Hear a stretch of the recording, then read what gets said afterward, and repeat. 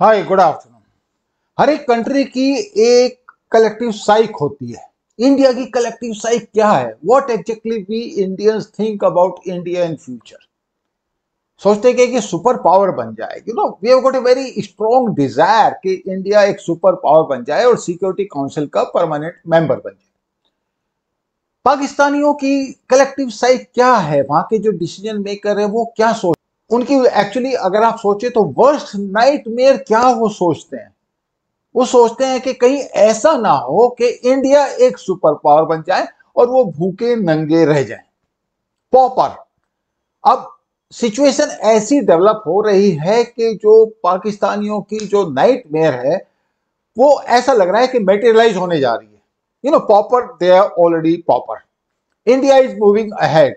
Sooner और later it will become the permanent member of security council, no doubt about that. तो अब पाकिस्तान का ये एफर्ट रहेगा और ये कलेक्टिव है। इसमें आप सोचो कि आर्मी का कुछ डिफरेंट स्टैंड है या उनके जो एग्जीक्यूटिव है उनका कोई डिफरेंट स्टैंड है या फिर उनका जो लॉ मेकर्स हैं उनका कोई डिफरेंट स्टैंड है। नहीं, ये कलेक्टिव है कि किसी न किसी तरीके से इंडिया का ये जो ऑनवर्ड मार्च है ना सुपर पावर बनने का, ये किसी न किसी तरीके से रोका जाए। अब जो लेटेस्ट, मैंने आपको एक इंट्रोडक्शन दे दिया। अब ये जो लेटेस्ट इनका जो भीमबरगली पुंछ सेक्टर में है जहां पे एक अकेली 3 टन व्हीकल था जिसमें 5 जवान थे। देवर एम्बुस्ड। मिलिट्री एस्पेक्ट्स भी हैं उसके और बाकी बहुत सारे एस्पेक्ट्स हैं, बट फैक्ट रिमेन्स कि they were ambushed. All 5 of them they lost their life. तो ऑब्वियसली पूरे इंडिया में एक बार को शौक तो लगता ही है कि अभी तो मिलिटेंसी वहां पे कंट्रोल हो गई थी, टेररिज्म काफी हद तक कंट्रोल में था। तो फिर हुआ क्या जिसकी वजह से ये डेवलपमेंट हुआ, जिसकी वजह से 5 जवान जो है उनकी शहादत हुई। तो आज के इस वीडियो में हम बात करेंगे मिलिट्री एस्पेक्ट्स की, इंडिया के इंटरनल कंपल्सन्स की और पाकिस्तान में क्या हो रहा है और इंटरनेशनल सिनेरियो कैसे डेवलप हो रहा है। तो सबसे पहले बात करते हैं इस ट्रक की जो एम्बुश हुआ और 5 जवान शहीद हुए। यू नो भीमबरगली जो एरिया है, मैंने उस एरिया में खुद सर्व किया है।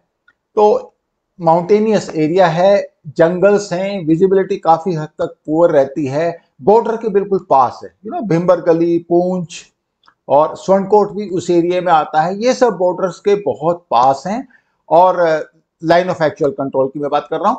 और यहां से जो इन्फिल्ट्रेशन है वो होता है, पहले के कंपेरिजन में कम हो रहा है लेकिन होता है, पॉसिबिलिटी बहुत ज्यादा है। और कई गांव या जो घर हैं वो तो बिल्कुल ही उसके पास हैं।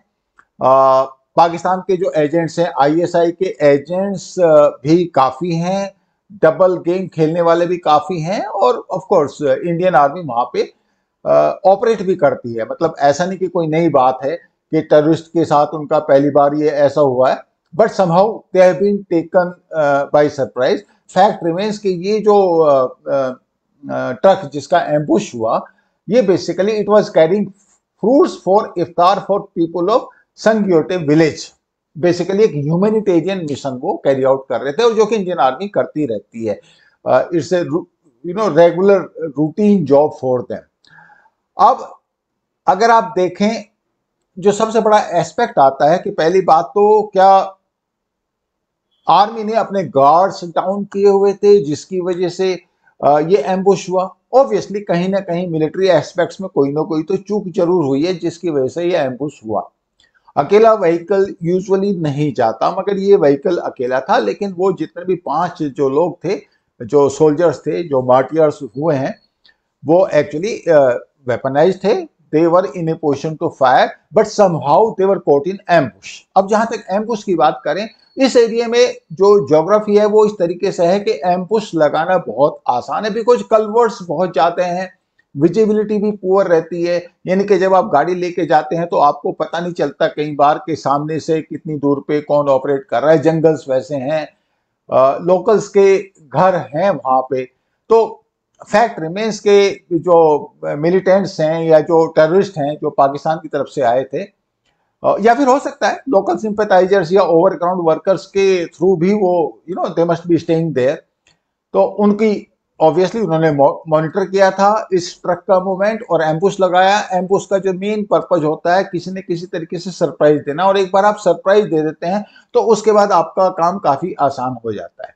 तो पीपल से कि इन्होंने स्टील बुलेट्स चाइनीज मेड थी वो यूज की हैं, and that is quite a bit of probability, because जिस तरीके से जो अंदर जवान थे उनको फायर करने का मौका शायद नहीं मिला, तो इसका मतलब है कि काफी उन्होंने स्नाइपर भी डिप्लॉय किया था और प्रोफेशनल जॉब था। तो प्रोफेशनल जॉब जब इस तरीके से आप करते हैं तो अच्छी खासी पॉसिबिलिटी रह जाती है कि इसमें पाकिस्तानी आर्मी के जो ऑफिसर्स हैं वो भी इन्वॉल्व हो सकते हैं, प्लानिंग में भी और एग्जीक्यूशन में भी। So that is one way to look at it. Indian Army, in any case, they get surprise, no doubt about that sometimes. लेकिन एक सरप्राइज लेने के बाद वो सरप्राइज देने की कैपेबिलिटी भी उनके पास है, तो रेस्ट एश्योर्ड के इंडियन आर्मी इसको ढंग से रेस्पॉन्ड करेगी। They have got the capability, they have got the will, they have got the desire, and they have got the determination कि इस एम्बुश का किसी न किसी तरीके से रिटेलिएशन जरूर होगा। तो एक बड़ा ऑब्वियस सा क्वेश्चन आता है कि आफ्टर ऑल ये किया किसने, रेस्पॉन्सिबिलिटी किसकी है? और रेस्पॉन्सिबिलिटी एक्चुअली एक ये प्रॉक्सी ऑर्गेनाइजेशन है, people anti fascist front PAFF, इसने रेस्पॉन्सिबिलिटी ली है इस अटैक की। तो इसने ट्विटर पे और बाकी जगह भी डिटेल डाली और साथ में उन्होंने ये भी कहा, डिटेल दी कि कैसे कैसे उन्होंने इसको एग्जीक्यूट किया, और सोल्जर्स के लिए उन्होंने जो वर्ड यूज किया वो किया हिंदुत्व टेररिस्ट। तो ये तो एक एस्पेक्ट है, एंड ऑब्वियसली इसका मतलब है कि जो इंडिया की इंटरनल फोर्ट लाइंस हैं, जो पॉलिटिकल टर्मोइल आजकल चल रहा है, they want to exploit that part. बात यह है कि हम उसको किस तरीके से काउंटर करते हैं। अब आप देखिए कि अगले एक साल में इंडिया के अंदर क्या क्या होने जा रहा है। पहली बात तो अगर आप देखें G20 की तो खैर सितंबर में समिट मीटिंग है, वेरी इंपॉर्टेंट, जिसमें प्रेसिडेंट बाइडेन भी आने वाले हैं, और शायद ये जो समिट मीटिंग है ये श्रीनगर में होने जा रही है। बट उससे पहले जुलाई के महीने में संघाई कोऑपरेशन ऑर्गेनाइजेशन है, उसके फॉरेन मिनिस्टर्स की मीटिंग है जुलाई में, ये गोवा में है, और इसमें हो सकता है कि बिलावल भुट्टो जरदारी भी आए जो कि पाकिस्तान के फॉरेन मिनिस्टर हैं। ये तो दो एक्चुअली इंपॉर्टेंट इवेंट होगी।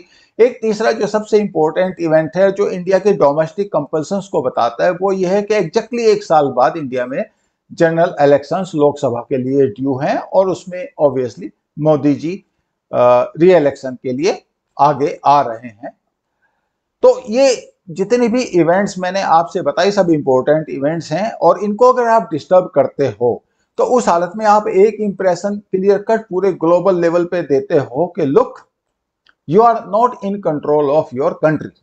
फॉर एग्जांपल, अगर G20 की समिट मीटिंग श्रीनगर में होती है और उससे जस्ट पहले आप श्रीनगर में बम ब्लास्ट कर देते हैं, या फिर जम्मू एंड कश्मीर में कुछ और इशू उठ जाता है जो कि एंटी इंडिया प्रोजेक्शन के साथ आता है, या फिर ये शो करता है कि इंडिया तो अपने ही कंट्रोल में नहीं है, they do not know what they are doing, और वो G20 की समिट मीटिंग करा रहे हैं और अमेरिका के प्रेसिडेंट को इनवाइट कर रहे हैं, तो ओवरऑल एक गलत इंप्रेशन पड़ता है कंट्री के बारे में। सेम अगर आप देखो तो जितनी भी इंटरनल फोर्सेज हैं इंडिया की और इंटरनेशनल फोर्सेज हैं, पाकिस्तान को चलो आप उनके साथ ही लगा लो, सबका एक न एक एफर्ट तो किसी तरीके से रहता ही है कि मोदी के साथ उनका कंफर्ट लेवल चूंकि बहुत ज्यादा नहीं होता, तो probably they will make an sincere robust effort that he is not elected। तो अगर उनको मोदी जी के इलेक्शन को किसी न किसी तरीके से रोकना है तो ये शो करना पड़ेगा कि मोदी जी एक कमजोर लीडर हैं, he can not control his on forces, on country, बाकी दुनिया को तो कैसे कंट्रोल करेंगे। अगर आप देखो तो लास्ट टाइम क्या हुआ था, 2019 के इलेक्शन से जस्ट पहले पुलवामा हुआ था। तो पुलवामा का पर्पज क्या था? पुलवामा का पर्पज ये था, अरे ये मोदी है, ये चेस्ट थंपिंग लीडर है, ही कॉल्स हिमसेल्फ नेशनलिस्ट, और नेशनलिस्ट फोर्सेस को रिप्रेजेंट करने का दावा करता है, बट एक्चुअल में उससे होता कुछ नहीं है। हमने देखो पुलवामा में क्या किया। ऑफ कोर्स मोदी जी ने उसके बाद क्या किया, उन्होंने ऑब्वियसली फिर बालाकोट किया और पूरी टाइड जो है उन्होंने चेंज कर दी। तो जब भी आप देखो तो इंपोर्टेंट फॉरेन डिग्निटरी कोई भी इंडिया में आएगा तो उससे पहले जरूर कुछ ना कुछ होगा। ट्रंप के आने से पहले भी आपको पता है कि दिल्ली के राइट्स हुए थे।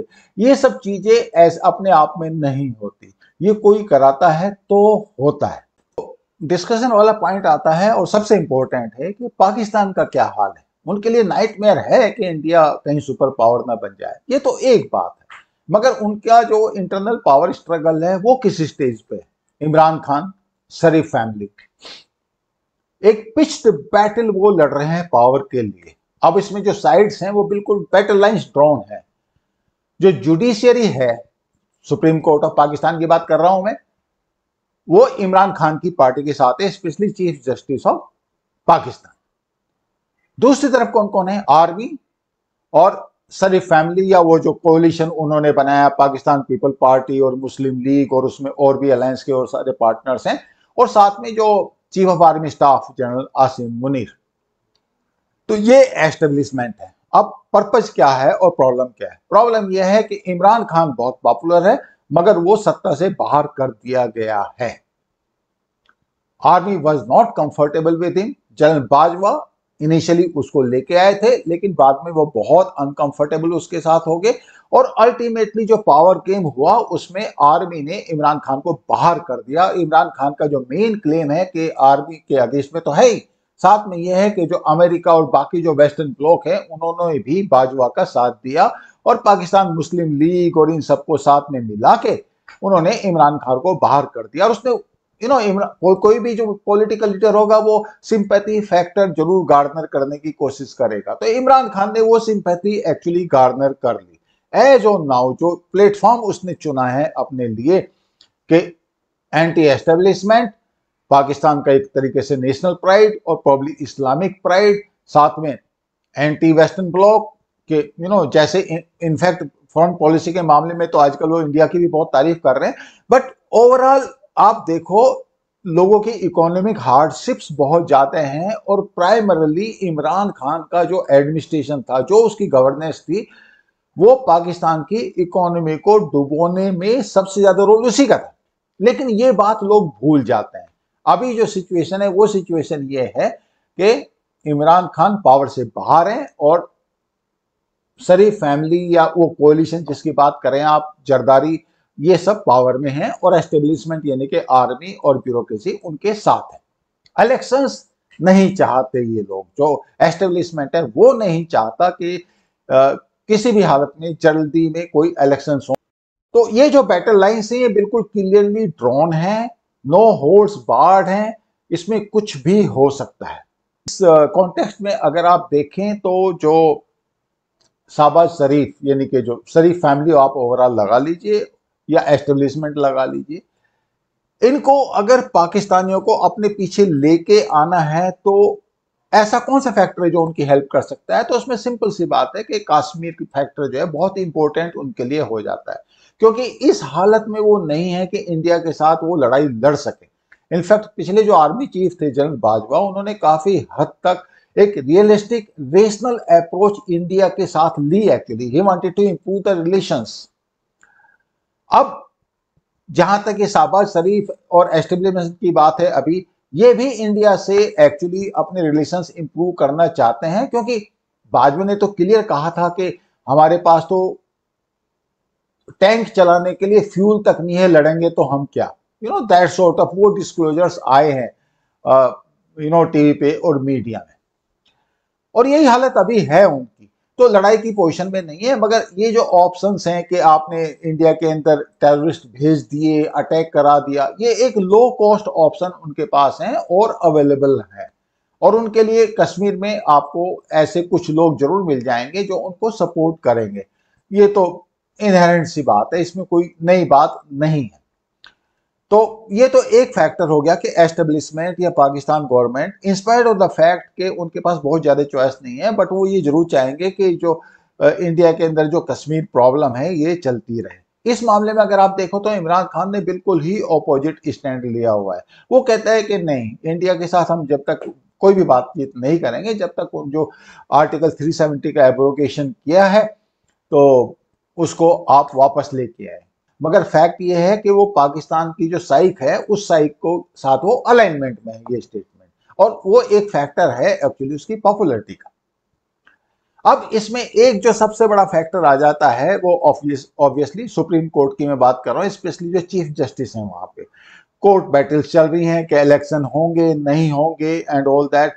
जहां तक एस्टेब्लिशमेंट की बात है बिल्कुल फर्म है वो कि इलेक्शंस नहीं होंगे, क्योंकि इलेक्शंस होंगे तो वो हारेंगे और वो हारना नहीं चाहते, और उसमें अमेरिका और वेस्टर्न ब्लॉक भी उनके साथ है, बिकॉज इमरान खान ने बेसिकली प्रो चाइना या प्रो इस्लामिस्ट लाइन ली है, तो वेस्टर्न ब्लॉक उनके साथ नहीं है। अब इसमें जो सबसे बड़ा फैक्टर आ जाता है पाकिस्तान आर्मी का। General Bajwa absolutely unpopular chief साबित हुए।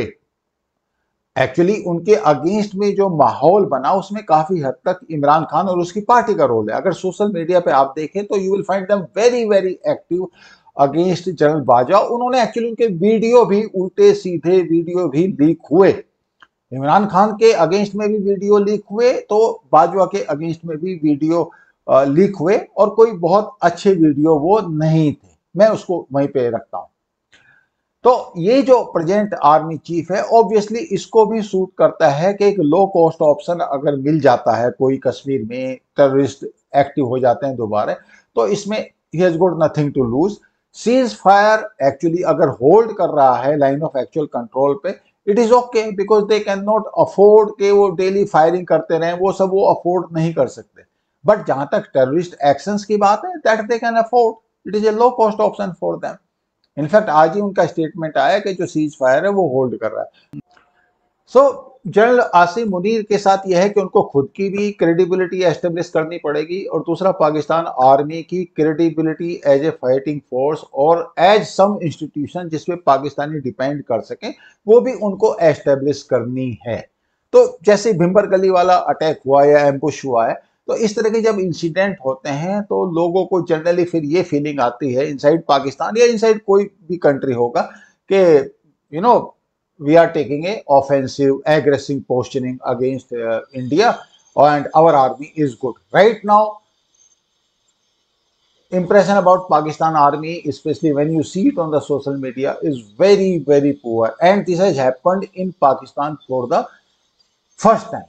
It has happened for the first time. Till now army enjoyed quite a bit of credibility inside Pakistan, in spite of the fact that they surrendered in 1971 and they lost Kargil war, they lost 65 war, कुछ नहीं कर पाए, and it has been a miserable, failures for them. But even then they enjoyed the credibility.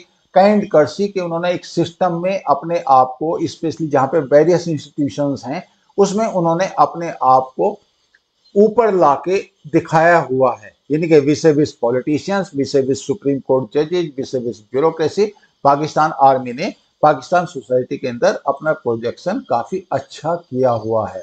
तो they want to regain that and probably general Asim Munir is very very keen for that. तो you have to look into that factor as well. Jammu and Kashmir के ऊपर आता हूं, basically you know जब article 370 abrogate किया गया था, स्टेट हुड चला गया था,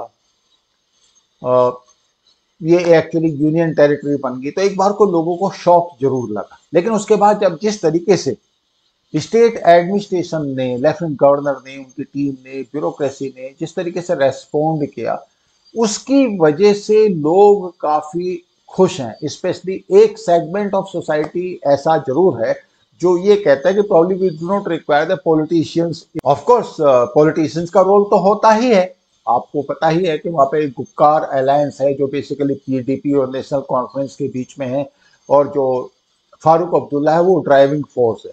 but let us move it on one side for the time being. जहां तक सोसाइटी की बात है, सोसाइटी में एक लीडरशिप डेफिनेटली इमर्ज होके आई है जो ये देखती है कि ये जो प्रेजेंट एडमिनिस्ट्रेशन है ये डेवलपमेंट ओरिएंटेड है। और इंडिया की अगर आप ग्लोबल स्टैंडिंग देखो कश्मीर इशू पे, वो भी इसी वजह से इंप्रूव हो रही है कि डेवलपमेंट कश्मीर वैली में और जम्मू में आप कितना करा रहे हो। तो इंडियन सपोर्टर्स भी वहां पे धीरे धीरे करके ऊपर आ रहे हैं। अब आप देखिए जैसे ये एम्बुश हुआ और ये कैजुअलिटीज हुई, इसके बाद जिस गांव के लिए वो सामान लेके जा रहे थे, उस गांव के सरपंच ने कहा कि हम ईद अब नहीं मनाएंगे, which is a rare thing. Candle march हुए, वैली में भी हुए, जम्मू में भी हुए, तो ये पहले नहीं होते थे। तो ये एक दूसरा सिनेरियो डेवलप हो रहा है। इसमें कोई शक नहीं है कि जो ओवरग्राउंड वर्कर्स हैं, जो टेररिस्ट को सपोर्टर्स हैं और करते हैं और आगे भी करते रहेंगे, वो भी एक सेगमेंट है। और ये बेसिकली इंटेलिजेंस एजेंसीज के लिए भी काम करते हैं और इंटेलिजेंस एजेंसीज भी इनको कल्टीवेट करती। अब जहां तक पॉलिटिकल पार्टीज की बात है, उसमें आप देखें तो फारूक अब्दुल्ला या मुफ्ती महबूबा मुफ्ती, ये सब लोग एक तरीके से अगर आप देखो तो they are out of power for the first time. Otherwise ये किसी न किसी तरीके से पावर में या पावर के आसपास रहते थे। ये पहली बार हुआ है कि इनको पावर से एक तरफ कर दिया गया।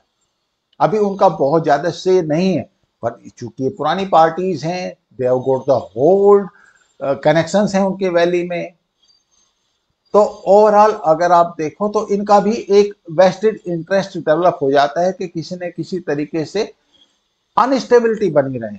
अनस्टेबिलिटी बनी रहेगी तो उनकी भी इंपॉर्टेंस बनी रहेगी। बट जनरली लोगों को जो मूड है उसको वो डेवलप करने में, उसको एंटी इंडिया बनाने में इन लोगों का रोल रहता है। और ये कोई भी since BJP is in power in Delhi, ये लोग ऐसी कोई भी अपॉर्चुनिटी नहीं छोड़ेंगे ये कहने में कि बीजेपी या central government is not in control of Jammu and Kashmir, in spite of the fact कि आर्टिकल 370 हटा दिया, उसके बाद भी सिचुएशन वैसी की वैसी ही है। तो इसका मतलब क्या हुआ कि आर्टिकल 370 हटाना ही नहीं था। अब इसमें जो अलाइनमेंट वाली बात आ जाती है उनकी, वो दो तरीके के अलाइनमेंट उनके हो जाते हैं। पहला तो इंडिया में जो अपोजिशन पार्टीज हैं, और most of them are irresponsible as you are aware. आप कांग्रेस को देख लीजिए, कांग्रेस विल जंप इमीडिएटली कि नहीं, ये तो जो टेररिस्ट एक्शंस हैं BJP government is not able to control, and if they are not able to control, हम लोग आर्टिकल 370 लेके वापस आ जाएंगे अगर हम पावर में आएंगे तो। या फिर हम टेररिस्ट या जो ये कहने में तो बहुत ज़्यादा डिफिकल्टी नहीं होती कि जो सिक्योरिटी फोर्सेज हैं, हालांकि वो अपना काम कर रहे हैं, मगर उनकी अकाउंटेबिलिटी होनी चाहिए। तो साथ में इंटरनेशनल फोर्सेज भी उनके साथ आ जाती हैं, जॉर्ज सोरोस भी साथ में आ जाते हैं। तो जो एंटी इंडिया इकोसिस्टम है वो काफ़ी अलाइनमेंट के साथ काम करता है। इसमें पाकिस्तान भी इन्वॉल्व रहता है, चाइना भी, यूएसए भी, सीआईए भी। और इसमें जो लेटेस्ट एंट्री है, ऑफ कोर्स हमारे डोमेस्टिक प्लेयर्स तो रहते ही हैं, अपोजिशन पार्टीज के बारे में मैंने आपको पहले ही बताया। तो जो लेटेस्ट एंट्री है उसमें वो सत्यपाल मलिक की है, जो पुलवामा इंसिडेंट के टाइम पे जम्मू एंड कश्मीर के गवर्नर थे, इंपॉर्टेंट कॉन्स्टिट्यूशनल पोजीशन पे थे, उनकी जिम्मेदारी थी। जहां तक जिम्मेदारी की बात है वो तो उन्होंने एक तरफ छोड़ दी, लेकिन साथ में उन्होंने कहा कि जो भी कैजुअलिटीज, जितने भी शहादत हुई हैं पुलवामा में, उसके लिए बेसिकली प्राइम मिनिस्टर मोदी जिम्मेदार हैं, क्योंकि उन्होंने सीआरपीएफ ट्रुप्स के लिए बेसिकली हेलीकॉप्टर का इंतजाम या एयर ट्रांसपोर्ट का इंतजाम नहीं किया।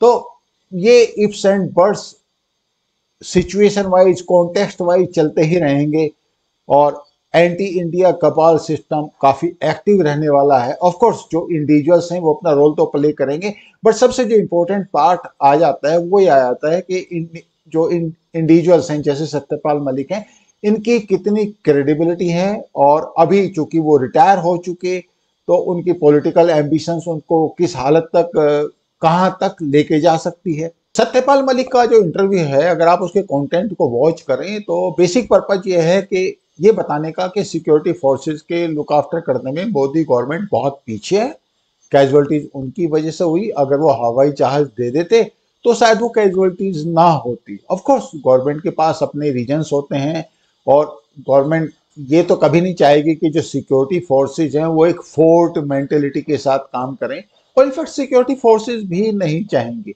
लेकिन जहां तक सत्यपाल मलिक का सवाल है, ये बिल्कुल क्लियर कट इंटेंट उनका लगता है कि सिक्योरिटी फोर्सेस को वो एक मिसअलाइनमेंट की तरफ लेके आए। आप समझ सकते हैं ये कोई प्रो इंडिया रोल तो नहीं हो सकता। Overall what exactly they are planning to do, एक ऐसा वो एक नेक्सस बना के ऑपरेट करते हैं सोशल मीडिया के थ्रू, इंटरनेशनल मीडिया में, न्यूयॉर्क टाइम्स में या फिर इंडियन न्यूज़पेपर्स में भी, कि this government that is not in control of Jammu and Kashmir, और उसी की वजह से ये एम्बुश हो रहे हैं और उसी की वजह से जो सोल्जर्स हैं उनकी कैजुअलिटीज हो रही हैं, शहादत हो रही है। तो ये एक बहुत बड़ा फैक्टर हो जाता है। और कई बार ऐसा लगता है कि ये जो ओपोजिशन पार्टीज है, वेदर दे आर इंडियंस और they have got some different interest, क्योंकि जो लैंग्वेज वो बोलते हैं वही लैंग्वेज फिर पाकिस्तान बोलता है, and it becomes very difficult for central government to respond. और इसमें जो सबसे बड़ी जो दिक्कत आती है वो प्रॉब्लम आती है सिक्योरिटी फोर्सेस। सिक्योरिटी फोर्सेस को एक बड़ी टाइट लीश पे रखा हुआ है। They have got their own structure to work, own role to play, but जब आप उनको ऑपरेट ही करने नहीं देंगे, you know the choice of operations, weapons to use, intelligence to use या टेक्नोलॉजी टू यूज, जब इस तरह की रेस्ट्रिक्शंस आ जाते हैं तो सिक्योरिटी फोर्सेस को ऑपरेट करना बहुत मुश्किल हो जाता है। और there is another aspect of it, जब सिक्योरिटी फोर्सेस ऑपरेट करेंगे कोलेटरल डैमेज जरूर होगा। कार्डन सर्च लगाएंगे या सर्च एंड डेस्ट्रॉय ऑपरेशंस करेंगे या डॉग्स को डिप्लॉय करेंगे, यू नो साथ में ये भी रेस्ट्रिक्शन आ जाते हैं कि आप रॉकेट लॉन्चर यूज नहीं कर सकते, या फिर खाली शक के बेसिस पे भी आप किसी को नहीं पकड़ सकते। और ये जो एंटी मिलिटेंसी या एंटी टेररिस्ट ऑपरेशंस होते हैं, इनमें कभी कभी, इनफैक्ट कभी कभी क्या, most of the times they have to be operated in grey areas, straight yes straight no इनमें नहीं होता। कोलेटरल डैमेज की जब मैं बात करूं तो कई बार जो माइनर्स हैं उनकी कैजुअलिटीज हो जाती हैं। इंडियन आर्मी अपने आप में बहुत डिसिप्लिन्ड आर्मी है, everybody knows about it world over, लेकिन वर्ल्ड ओवर ये नहीं पता कि उनको कितने रेस्ट्रिक्शंस के साथ ऑपरेट करना पड़ता है, और जब वो उस रेस्ट्रिक्शंस के साथ ऑपरेट करते हैं तो उनकी कैजुअलिटीज होती है, and which is very very unfortunate. तो जो ओपोजिशन पार्टीज हैं, जो इनका रोल एक्चुअली रहना चाहिए, वो रोल एक नेशनल रोल रहना चाहिए, और इनका जो रोल है वो जब एंटी गवर्नमेंट या एंटी बीजेपी उस तरीके के रोल वो अपने लिए ढूंढ लेते हैं, तो वो एक एंटी इंडिया नैरेटिव सेट करने में लग जाते हैं। बालाकोट हुआ था, या उससे पहले उरी में जब इंडिया ने सर्जिकल स्ट्राइक किया था, दे चैलेंज द गवर्नमेंट वर्जन। जब आप गवर्नमेंट के वर्जन को चैलेंज करेंगे तो ऑब्वियसली आप सिक्योरिटी फोर्सेस को डिमोरलाइज करेंगे। They do not realise that. तो आपको क्या लगता है कि आगे 2024 के इलेक्शन से पहले क्या होने वाला है? आप देखिए, जॉर्ज सोरोस भी एक्टिव मिलेंगे आपको, उनका जो पूरा एक इकोसिस्टम है वो भी एक्टिव मिलेगा। ये जो ह्यूमन राइट वॉचर्स हैं वो बहुत एक्टिव मिलेंगे। इधर जो मिलिटेंसी की जो एक्टिविटीज हैं वो बढ़ेंगी, उसमें पाकिस्तान के इंटरनल फैक्टर्स भी रहेंगे, और इंडिया की एक वल्नरेबिलिटी भी रहेगी कि अभी हमारे यहाँ 3 जो इंपॉर्टेंट इवेंट है वो होने जा रहे हैं, और उसमें सबसे इंपॉर्टेंट इवेंट तो जैसे मैंने आपसे बताया कि Modi will be looking for री इलेक्शन। तो किसी न किसी तरीके से री इलेक्शन को रोकना है, तो ये दिखाना बहुत जरूरी है कि Modi is not in control, otherwise public तो उसको सपोर्ट करेगी ही। तो how they can drift public away from Modi? They have to show कि नहीं, he is not in control. और उसके लिए सबसे बड़ा जो उनके पास हथियार है वो यही है कि आप मिलिटेंसी को या टेररिस्ट एक्शंस को आप बढ़ा दीजिए, तो साफ पता चल जाएगा। अब जब ये सिचुएशन होती है तो मोदी के लिए ऑपरेट करना, पहली बात तो कॉन्स्ट्रेंट्स बहुत ज्यादा आ जाते हैं। जब आप G20 की समिट कराओगे, आप SCO संघाई कोऑपरेशन ऑर्गेनाइजेशन की मीटिंग कराओगे, और भी दुनिया भर के जो फॉरेन डिग्नेटरीज हैं वो इंडिया में अगले 1 साल में आएंगे, तो एक लिमिटेशंस आ जाती हैं। और साथ में ये जो लिमिटेशंस होती हैं तो ये एक सिक्योरिटी फोर्सेस के ऊपर या हमारी जो डिप्लोमेसी है उसके ऊपर बहुत ज़्यादा स्ट्रेन डालते हैं और वहाँ पे फिर प्रॉब्लम होती है। लेकिन लीडरशिप का क्या काम है? लीडरशिप का काम है एम्बिग्विटी के अंदर सर्टेनिटी ढूंढना।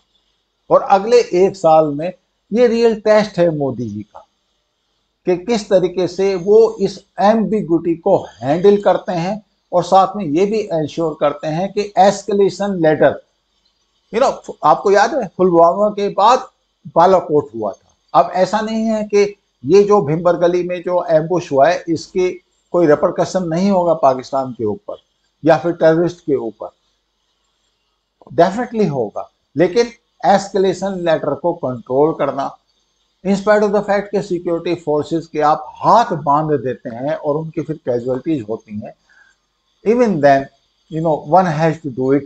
This is the real test of leadership of Modi in next 1 year, and I can give you guarantee this year 2024 will decide the fate of India, whether it becomes a superpower, permanent member of Security Council, or it stays wherever it is। कहाँ पे है वो कि बहुत सारा aspiration level है, बहुत सारे प्रोमाइजेज टू कीप हैं, but nothing is getting achieved in a sustainable way. I am sure Modi ji knows this and he is going to do the best possible for India. I hope you liked this narrative. Thank you so much. I will see you in next video. Thank you.